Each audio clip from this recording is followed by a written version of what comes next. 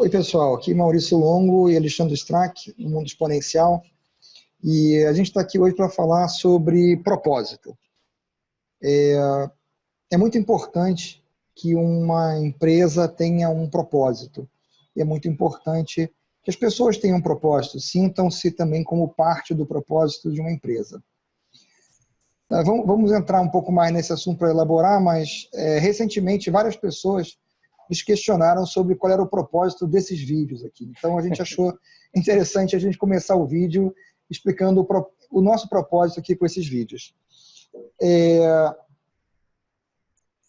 A gente tem, né, o desejo de poder alcançar a maior quantidade de pessoas para compartilhar um pouco da nossa experiência e conhecimento angariado ao longo do tempo em relação a esse fenômeno, vamos dizer assim, da evolução exponencial da tecnologia e dos seus impactos na sociedade. A gente acompanha isso há muito tempo, há vários anos, e discute isso entre nós há vários anos e com outras pessoas também. E a gente nota que existe uma dificuldade de absorção ou internalização do significado real do que está acontecendo. A maior parte das pessoas entende o que a gente está falando, ou que leu em algum lugar, ou que viu como uma coisa abstrata, mas não percebe os impactos disso na sua vida pessoal, na sua vida profissional. Ao mesmo tempo, a gente entende que nem todo mundo vai poder dispor dos nossos serviços como consultores ou como instrutores ou mentores, e ainda assim a gente gostaria de poder contribuir para quem não tem a possibilidade de fazer uso de um desses serviços. E essa é a finalidade desses vídeos. Então a gente está aqui para contribuir com um material, não tem nenhuma restrição do que a gente fala o que a gente pensa, a gente fala sobre o que nós conhecemos, não estamos nos limitando a não falar sobre alguma coisa para poder querer vender para quem assiste alguma coisa. Estamos aqui para compartilhar conhecimento. Todo mundo que quiser compartilhar conosco é bem-vindo a participar, não é, Alexandre? Exatamente. Discutir, participar com comentários, eventualmente participar no programa, como a gente já teve vários convidados, não é? Você quer acrescentar alguma coisa ao nosso propósito, antes da gente passar para o propósito em geral?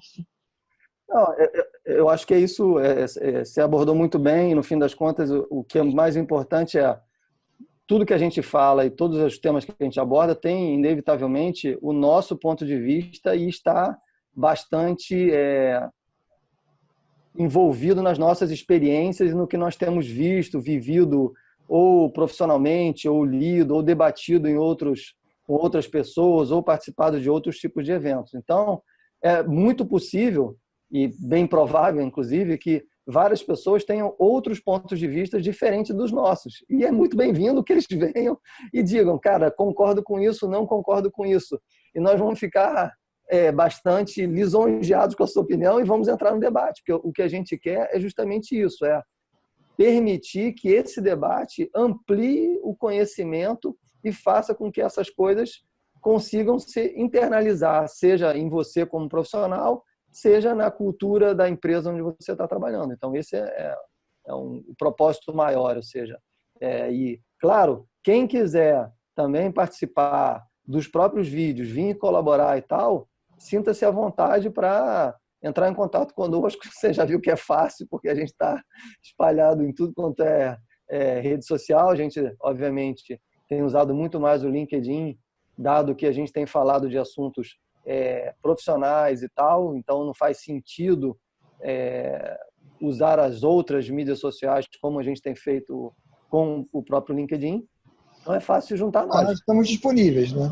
É fácil. Estaremos lá. Vocês vão nos achar, só que provavelmente não vai achar essas divulgações que a gente tem feito ou o tipo de discussão nas outras mídias. Até no Twitter talvez a gente apareça mais, mas eu acho o Twitter para um debate e tal, eu ainda acho ele mais difícil e menos prático, pelo menos, do que o LinkedIn.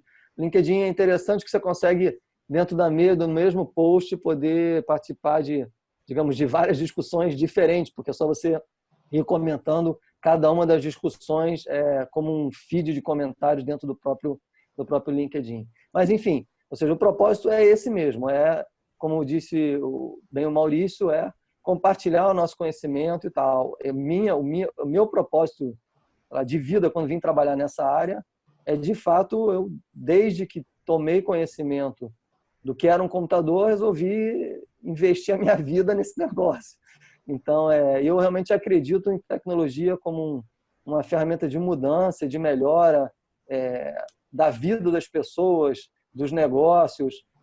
Tecnologia bem utilizada facilita enormemente a conclusão de muitas tarefas. Então, meu propósito de vida está ligado à tecnologia desde que eu comecei a tomar conhecimento com isso, muito jovem, ainda adolescente e tal, e depois fui enveredando por esse caminho, até que nos conhecemos na faculdade, ou seja, eu e o Maurício somos amigos de faculdade, nos conhecemos no primeiro período da faculdade. Há pouco tempo. E aí, ou seja, a partir daí, a gente sempre foi se envolvendo mais e mais, criamos muitas coisas em conjunto e sempre tivemos essa preocupação de passar para as pessoas essa questão de que a tecnologia ela tem um poder que talvez as pessoas não consigam enxergar. E agora acelera mais e mais, então é cada vez mais difícil você entender e você aplicar se você não treinar o seu olhar, se você não treinar a forma como você está observando as mudanças do mundo da ótica em que a tecnologia vem para ajudar e não vem para destruir. E se você olhar, fazendo já uma ponte com o nosso assunto, já não mais só no nosso propósito, mas no nosso tema, existe uma reflexão que vem com o tempo de que quando você considera toda a evolução da tecnologia, você considera que hoje as pessoas vivem muito mais do que viviam no passado, e você considera tudo que você já fez na vida, a partir de um determinado ponto que você tem um histórico desse para olhar para trás, você tem que se perguntar se o que você fez no passado é o que você quer continuar fazendo e quais aspectos são os que você quer continuar fazendo. Então, desde que eu tinha 24 anos, o que já faz um tempo, agora, inclusive, fazem exatamente 24 anos, eu me dediquei parte do meu tempo a tentar ajudar as pessoas a enxergar a tecnologia por outro ponto de vista e conseguir ver oportunidade de como aproveitar isso. Eu fiz isso escrevendo o primeiro livro com um amigo 24 anos atrás. E durante vários anos eu continuei escrevendo livros e acho que qualquer pessoa que tem algum conhecimento desse mercado sabe que você não escreve livros de tecnologia porque você quer ficar milionário, né? Não existe público no Brasil que justifique o trabalho de você escrever um livro porque você quer ficar milionário. Não de tecnologia, pelo menos. E o principal motivador por trás daquilo era exatamente divulgar aquilo que nós achávamos que merecia ser divulgado. E lógico que a gente não dava os livros de graça, os livros eram vendidos pela editora e nós recebíamos direitos autorais, mas né, não era uma coisa que mudasse a vida de ninguém. E ao longo do tempo, eu me dediquei a escrever artigos no jornal, escrever posts em blog, todas essas coisas que também não são coisas que contribuem para você ficar milionário. Porém, é uma das coisas que me dá prazer, vamos dizer, que é compartilhar a experiência acumulada no tempo, ainda que quando eu comecei com 24, pudesse parecer que a experiência não era tão grande, mas aos 24 eu já tinha passado 12 anos mexendo com computadores, porque eu comecei com 12 anos de idade. Né? Então, eu tinha passado metade da minha vida até aquele ponto mexendo com computadores. E essa questão de você ter um propósito maior, é uma coisa que as empresas hoje entendem mal. porque houve um descompasso aí no meio da história em que, no passado, você criava uma empresa para fazer alguma coisa. Vou criar uma empresa para fabricar guarda-chuva. Vou criar uma empresa para produzir carro. Quando você executava bem aquele trabalho que você se propôs a fazer, você ganhava dinheiro. Isso era o seu lucro, né? Você ganhava dinheiro, quanto melhor era o seu trabalho, mais você podia cobrar por ele e você tinha mais lucro. E então, o lucro era uma consequência do seu propósito, que era produzir guarda-chuva ou produzir carro, por exemplo. E hoje, o que a gente vê, né, Alexandre, é que cada vez que a gente vai numa empresa e você pergunta para a empresa, a sua resposta é mais ou menos invariavelmente a mesma. O seu propósito é aumentar em 10% a margem bruta, é aumentar em não sei quantos por cento o EBITDA. E o resultado financeiro passou a ser o propósito. Mas é muito difícil você chegar para um funcionário que ganha um salário, não vou dizer um salário mínimo, mas já um salário um pouquinho maior, mas que trabalha muito para desenvolver uma coisa sofisticada num produto, por exemplo, um produto de moda, um produto de software, um produto de entretenimento, e você dizer para ele, não, olha, a gente tem que virar à noite aqui hoje porque a gente precisa entregar mais 5% a mais de contribuição nesse trimestre, e achar que aquilo vai motivar o funcionário. Né? Na verdade, se perdeu no tempo a questão de por que é que você trabalha aqui, né? Para que serve essa companhia? Por que você se aliou a esse propósito? Ou seja, qual é o propósito que a companhia tem e o que você está fazendo aqui? As pessoas acabaram transformando o trabalho única e exclusivamente numa necessidade de venda de tempo em troca de dinheiro, né? Ou seja, que é uma coisa que talvez começou lá atrás com a Revolução Industrial, foi colocando as pessoas na linha de fabricação e tal, e não mudou. Até hoje você vê isso ainda como sendo uma realidade. A realidade é tão notória e, ao mesmo tempo, tão invisível que fica, para a maioria das pessoas, fica difícil de falar desse assunto, porque ele parece absurdamente abstrato. Ou seja, se uma companhia... A primeira coisa que chama atenção falamos no mundo inteiro de uma epidemia, de um problema de, sei lá, obesidade. As pessoas estão acima do peso e blá, blá, blá, blá. Pois muito bem. A questão básica ou seja, se a saúde dos indivíduos é uma coisa importante e, obviamente, que cada indivíduo deveria cuidar dela, quando eu me junto com você e várias outras centenas ou milhares de pessoas numa pessoa para formar um conjunto que é uma pessoa jurídica, esta pessoa jurídica, se ela realmente se importa com você, ela deveria se preocupar com a sua saúde tanto quanto você, porque ela não quer que você tenha uma saúde ruim, dado que você, com uma saúde ruim, vai ter uma performance inadequada, digamos assim, ou aquém daquilo que você poderia estar fazendo. Então, cara, assim como acontece com esse único item que eu acabei de citar, essa única característica, ela serve para o resto, ou seja, qual o propósito? Ou seja, para que você existe? Você existe para fazer o quê? Para fazer carro? Existe talvez para auxiliar na mobilidade do indivíduo, sei lá, na cidade. Ou seja, o que você está tentando transformar? O que você está querendo de fato entregar de valor para as pessoas e para a sociedade? Porque, no fim das contas, o que eu, você, qualquer pessoa compramos é valor. Você não compra, sei lá, pão. E uma coisa que... sei lá, a necessidade de se alimentar com, sei lá, carboidrato, e pão é uma dessas formas. E uma coisa que as pessoas às vezes confundem, e acho importante até clarificar, porque o seu exemplo pode dar margem a isso, é que o propósito, ele não precisa ser uma coisa assim, toda fofinha. O meu propósito é trazer os passarinhos. Não precisa.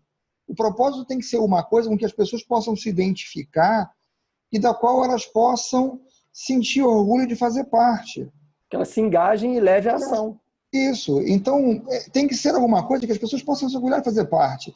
Se você é uma equipe esportiva, fazer o melhor carro de corrida da temporada pode ser um propósito para ganhar um campeonato. O propósito não é qual é o valor do prêmio, o propósito é ganhar o campeonato, é fazer o melhor carro de corrida do mundo. Então, o propósito tem que ser alguma coisa que faça sentido para as pessoas, né? Então, uma empresa, vou dar um exemplo, mas uma empresa que trabalha, por exemplo, com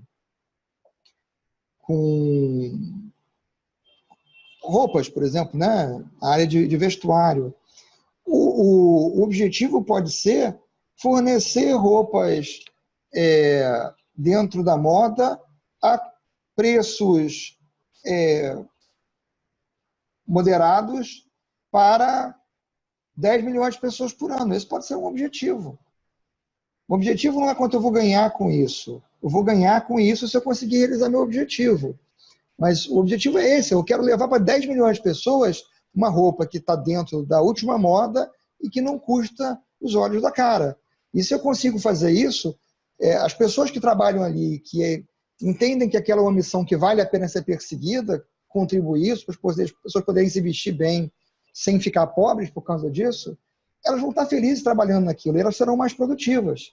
E vão ajudar a defender a companhia na hora que ela vai vender, porque na hora que ela for vender, for colocar no mercado, se alguém fizer algum tipo de reclamação ou comentário perto de você, e você é um trabalhador daquela empresa, você vai dizer o motivo pelo qual aquela roupa chega para você daquele jeito, ou seja, o que tem que faz com que todo mundo que esteja naquela companhia está engajado em entregar essa roupa para você poder consumir, ou seja, você se sente incluído no resultado. Isso, inclusive se essa pessoa que está trazendo uma informação trouxer uma reclamação que pareça pertinente, essa pessoa vai ter o interesse de trazer para dentro da companhia a reclamação para poder melhorar o produto. Exatamente. Exatamente. A gente tem esse caso que você citou, bem conhecido, tem um caso gigante, que é a famosa loja de tudo, que todo mundo sabe quem é a marca, né? No fim das contas, o cara tem literalmente um propósito. Começou com um livro e foi colocando mais e mais, mas o cara pretende ser a loja de tudo, ou seja, onde você, na hora que você pensa em comprar alguma coisa, ele almeja que você entre no site dele e lá você encontre aquilo que você quer comprar. O cara quer ser a loja de tudo, não interessa se sei lá, um alface ou se é um servidor para resolver determinado problema que você tem. É a loja de tudo, tem que ter tudo lá. Lá tem tudo.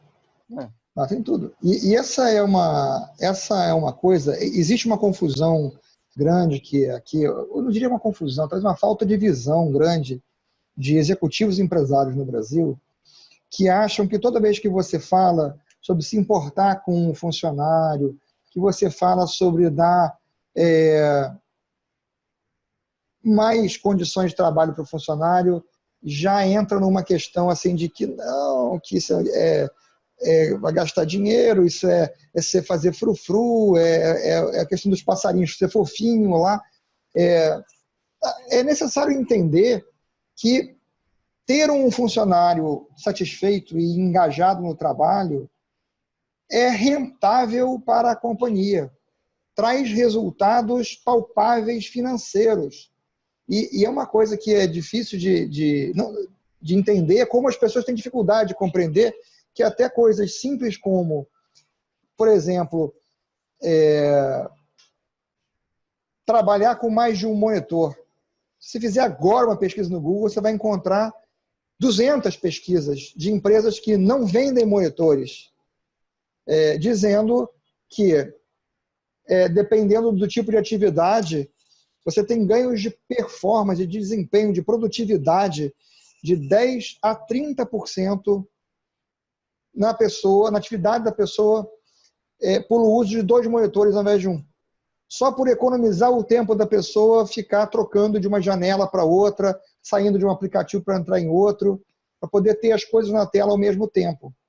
Agora, você imagina o valor de um monitor, que hoje é na casa de 400 e poucos reais, comparado a um ganho de produtividade, vamos pegar por baixo, de 10% naquele funcionário no ano. E o monitor dura pelo menos 3 anos. Então, Não tem como comparar. É um investimento óbvio. Você vai dar maior facilidade, melhores condições de trabalho para a pessoa vai se sentir mais prestigiada porque está recebendo melhores condições de trabalho, vai ser mais produtiva por dois lados. Pelo lado que ela tem melhores condições de trabalho, porque ela está se sentindo mais prestigiada por aquilo.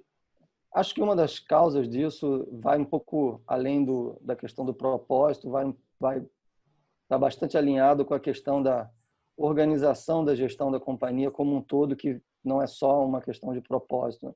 Claro.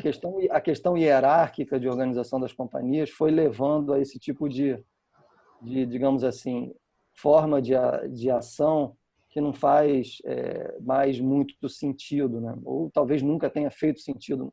Talvez no início da Revolução Industrial fizesse algum sentido, mas algum tempo depois deixou de fazer sentido, que é o fato de que quem vai subindo hierarquicamente, supostamente, eu digo supostamente porque a gente sabe que isso nem sempre é verdade, tem maior conhecimento ou maior capacidade e automaticamente julga que quem está abaixo não tem o mesmo nível de competência ou de capacidade daquele que está em níveis hierárquicos abaixo. Não são só subordinados, né? Porque são níveis hierárquicos abaixo, né? Você tem um diretor de uma determinada área que nem todas as outras pessoas são subordinadas a ele se não são do mesmo departamento. Enfim, ou seja, a questão é essa visão de que eu estou lá, então eu sou melhor do que você, faz com que as pessoas se coloquem dizendo eu sei o que é melhor para você fazer, porque eu já estive aí, agora eu sou melhor do que você. Então, eu sei que você não precisa de 2 monitores, porque dá para fazer com 1.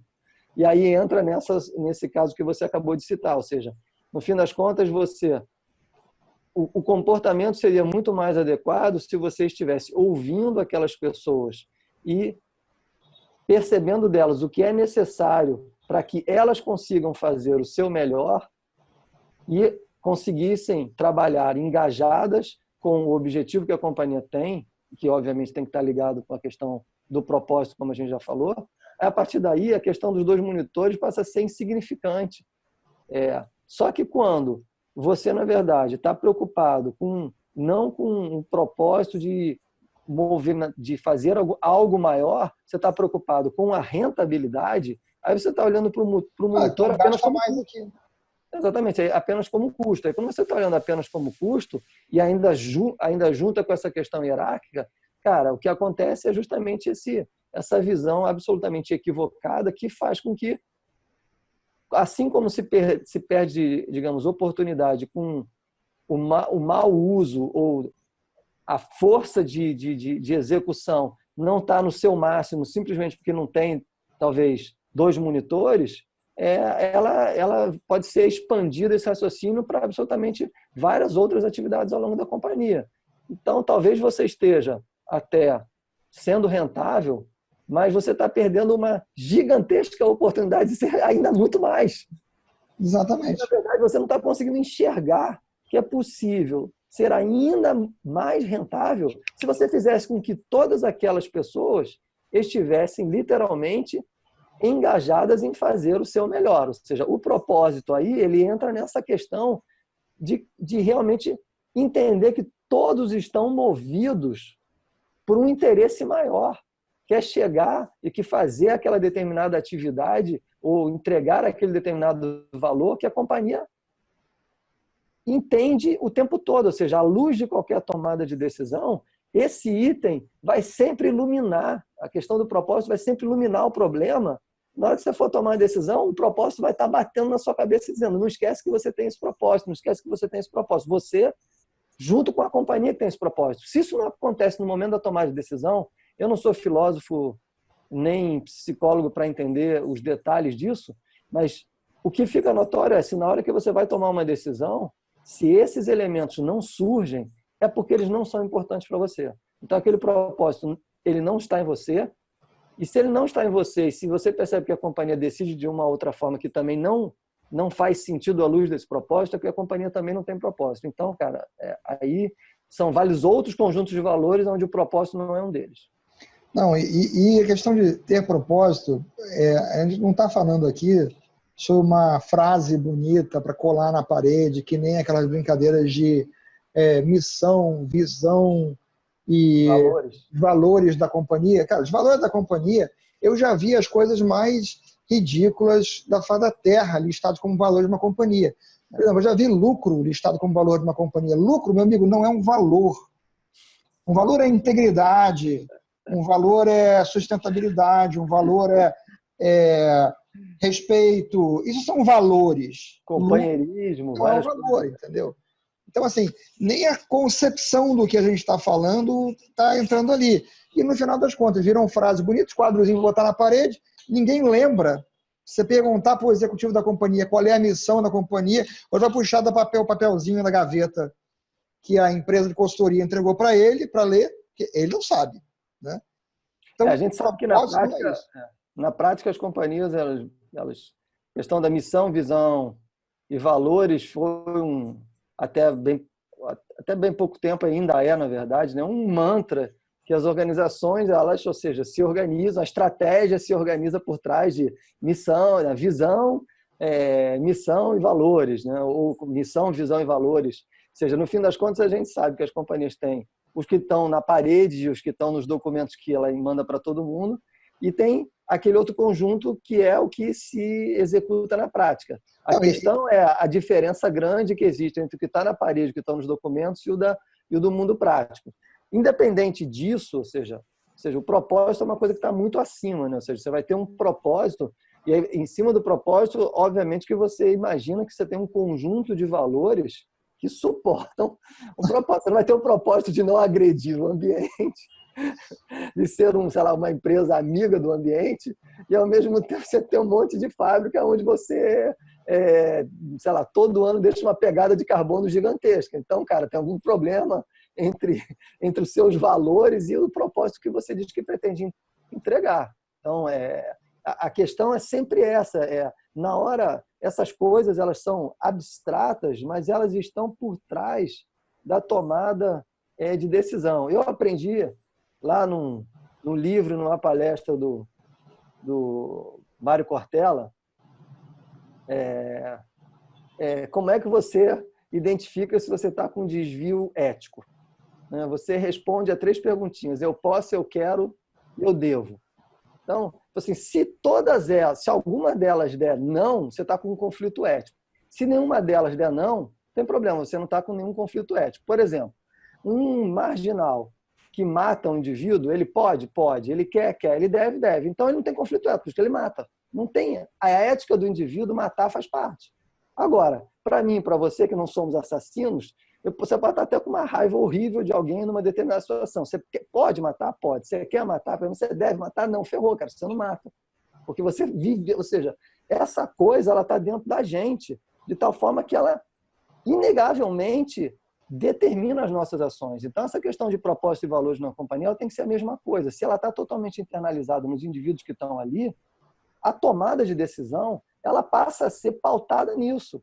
Se as coisas não estão sendo pautadas nisso, amigo, temos um outro problema maior, ou seja, você não vai conseguir reter as pessoas que têm verdadeiramente aquele propósito e que provavelmente não tem no seu conjunto de valores alguns daqueles valores que você não escreveu no papelzinho, mas que você usa o tempo todo na hora que você age. E se você está trabalhando numa empresa que, nos dias de hoje, a gente está em 2019, continua tratando com grande pompa e circunstância o quadrinho da missão, da visão e dos valores, talvez seja a hora de você procurar outra empresa para trabalhar. Tá? Se você não tem condição de influenciar a sua empresa para que ela deixe de estar gastando o seu tempo, o tempo dos seus colegas, em amenidades de coisas que servem só para você pendurar na parede, que na prática ninguém cumpre dentro da empresa, ninguém segue dentro da empresa, de novo, são coisas que você encontra andando pela vida, né? No próprio evento, eu já vi, no próprio evento onde os gestores da companhia estavam recebendo orientação de como tratar a inteligência emocional, como avaliar o tipo de funcionário para poder lidar melhor com os funcionários, está no canto o par de diretores discutindo como aquilo é tudo uma bobajada, cara, tudo uma frescurada, não serve para nada assim, nossa. Então, nesse caso, o que você deve fazer? Você vai entender, é uma coisa que você pode influenciar? Não é. Se não é, meu amigo, procura outro lugar para trabalhar. De novo, isso que a gente acabou, ou seja, agora a gente tem vivido cada vez mais essa questão, ela está muito latente no dia a dia, né?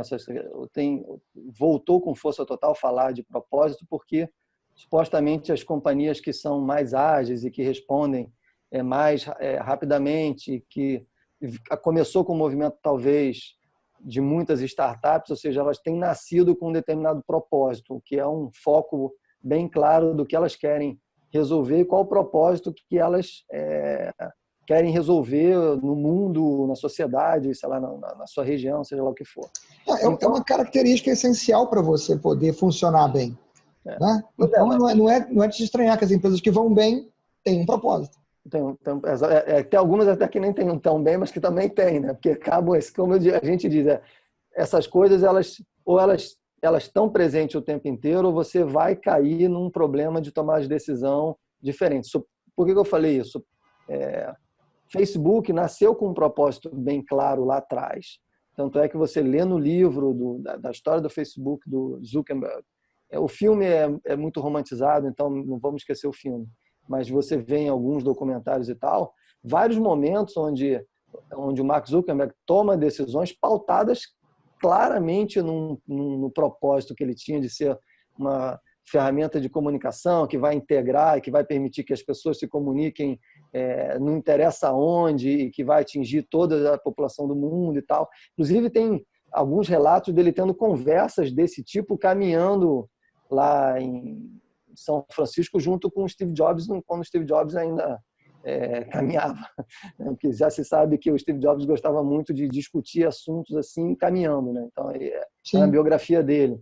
Então, ele algumas vezes chamou o Mark Zuckerberg para caminhar, para tentar, sei lá, meio que fazer um coaching com o cara e entender onde é que ele ia e se realmente ele estava se atendo a um propósito. Porque a Apple sempre teve o propósito dela desde que ele esteve lá, que era o Think Different, né? Ou seja, o Think Different é literalmente um propósito que está por trás da Apple desde o seu surgimento. Então, eu acredito que essa coisa ela tem que realmente garantir que vá permeando todas as camadas da companhia. E é difícil quando você começa a ter dezenas de milhares de pessoas. E é um processo de recrutar e de passar esses valores e passar esse propósito que tem que ser muito bem identificado, até porque a própria comunidade da companhia consegue expelir para fora os indivíduos que não atendem ou que não estão seguindo o propósito. São os anticorpos corporativos, né? Quando você pensa muito diferente dentro da companhia, os anticorpos corporativos se movimentam para atacar você e expelir você do... Então, eu acho que a mensagem que eu queria dizer agora é justamente sobre a questão que, como isso voltou a estar bastante falado, a gente está falando aqui, mas tem bastante material e bastante vídeo e livro falando sobre a importância do propósito e tal, e como trabalhar com isso. Gestão de mudança fala bastante disso, ou seja, que precisa encontrar o propósito para fazer com que os stakeholders possam se movimentar favoravelmente para que a mudança aconteça e tal. Tem muita empresa criando propósito falso para dizer que tem propósito. Esse é o assunto que eu queria abordar, ou seja, não adianta você falsificar propósito. Não dá para você agora que você tinha missão, visão, valores, você joga aquele quadrinho fora e bota outro propósito. Nosso propósito é esse. Porque as pessoas percebem na sua forma de agir. A forma de tomada de decisão da companhia, ela é latente. O propósito, ou ele realmente é uma coisa que existe e está engajado, ou ele é falso, ele é mentiroso e você não vai conseguir se movimentar e usar ele para engajar absolutamente ninguém. E esse lado, vamos dizer assim, foi o que eu falei, quando eu falei que não era mais uma coisa para botar um quadrinho na parede, né? E eu acho que um ponto interessante que você tocou agora é o seguinte, o quadrinho na parede não engana ninguém. Absolutamente todo mundo dentro da companhia, também, 98%, tem 2% que foram enganados. 98% olha para aquele negócio, sabe que aquilo é uma piada, né? Então, esse é um detalhe interessante que fica aí a dica para executivos em empresas que estão com o quadrinho na parede que não serve para nada e com o papelzinho na gaveta, é que os 98% das pessoas que estão ali embaixo, para quem vocês já fazem referência e apontam para o negócio, todo mundo sabe que isso é bullshit, entendeu? Que ninguém está dando a mínima para isso. Realmente tem que ser algo que faça totalmente sentido, né? Ou seja, vou ter que marcar um explícito esse vídeo agora. Se a companhia não tem ou não conseguiu identificar ou durante muitos anos não trabalhou com isso, é muito fácil normalmente identificar o propósito quando o empreendedor que deu origem àquela companhia ainda está vivo e está próximo da companhia e tal. Mas quando isso não é o caso, supostamente o propósito ele existe, ele pode estar escondido lá e não está mais, não está sendo usado, as pessoas não o identificam, mas tem que realmente fazer um grande trabalho de interiorização da companhia para entender, cara, por que é que a gente existe, né? Ou seja, qual é o motivo pelo qual essa companhia foi criada? O que é que a gente tenta resolver para os nossos clientes? A gente realmente se importa com isso que a gente tenta resolver? É realmente algo que faz diferença na hora que nós vamos tomar uma decisão? A gente acredita de verdade nisso? Porque quando você acredita de verdade, a crítica ela passa a ser absolutamente positiva. Você não vê a crítica como uma coisa destrutiva. Ela é destrutiva quando você está querendo obter lucro acima de qualquer coisa. Então, você quer dizer que o seu produto ou o seu serviço é sempre melhor, sempre melhor, sempre melhor, sempre melhor, independente da situação. Você quer fazer com que o seu produto ou serviço entre naquela situação porque você quer a rentabilidade, supostamente, daquela venda. Isso não tem absolutamente nada a ver com o propósito. Se a sua companhia age desse jeito, eu tenho uma péssima notícia para dar. Ela não tem propósito. Isso não é vender. Né? Não, tem uma péssima notícia para dar, é que ela não vai conseguir emplacar por muito tempo. Ela pode até estar rodando hoje e faturando e tal, mas o fato é que as pessoas estão ficando cada vez com menos paciência com esse tipo de coisa, né? A empresa, vamos dizer assim, que insiste em colocar inverdades, para não falar literalmente as mentiras, mas a respeito de seus produtos e empurrar produtos, etc., ela está com cada vez menos espaço. Aonde há competição, ela vai perder o negócio para o competidor que não tem esta prática. Porque as pessoas têm cada vez menos paciência com isso. E até porque a gente vem falando repetidas vezes sobre essa questão da exponencialidade, não adianta ela imaginar que não tem concorrência no mercado onde ela está. Os concorrentes estão lá, ela pode até não percebê-los, porque eles estão num processo de evolução contínua. A questão é que quando ela perceber, provavelmente já é tarde demais. Então, não se engane se você que está vendo o vídeo está numa empresa que é líder e acredita que ela vai ser líder o tempo inteiro, se ela comete esses, digamos, problemas, ou seja, se ela tem essas falhas, não ter propósito, não respeitar as suas crenças e os seus valores na hora da tomada de decisão, ou seja, não tem realmente uma preocupação real com resolver um problema ou estar engajado em algo que é maior do que o seu produto e o seu serviço, ela vai ter problema, provavelmente não vai conseguir chegar ao fim do século. Não, no fim do século você está sendo muito bondoso, né? Ela tem um número restrito de anos aí à frente, dado que a gente já vem falando aqui, não é nenhuma novidade. A gente fez um vídeo chamado A Grande Extinção, que toca nesse assunto de todas as formas, vamos dizer assim, como hoje isso pode não acabar bem. Eu acho que a gente pode encerrar nossa discussão por aqui hoje. Acho que a gente falou bastante sobre o propósito em geral, sobre o nosso propósito aqui. E aí a gente aproveita aqui para deixar duas mensagens. A primeira, que a gente sempre esquece, é que se você está assistindo esse vídeo aqui no YouTube, para você assinar o canal, apertar o sininho para ser notificado quando um vídeo novo sai e deixar o seu like aqui se você gostou do vídeo, ou se agora você está ouvindo esse episódio uma versão podcast. Também, aí você já não tem o like para deixar, mas faz a assinatura do podcast, se você não fez ainda, para você poder continuar se informando aqui com as coisas que a gente vai publicando.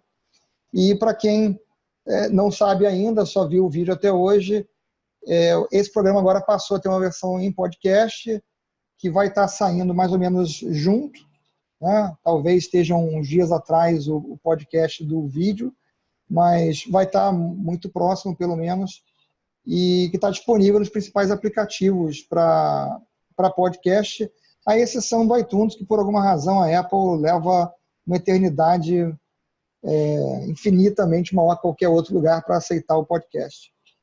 Então ficamos assim, né? É isso. Valeu, então. Um abraço. Obrigado.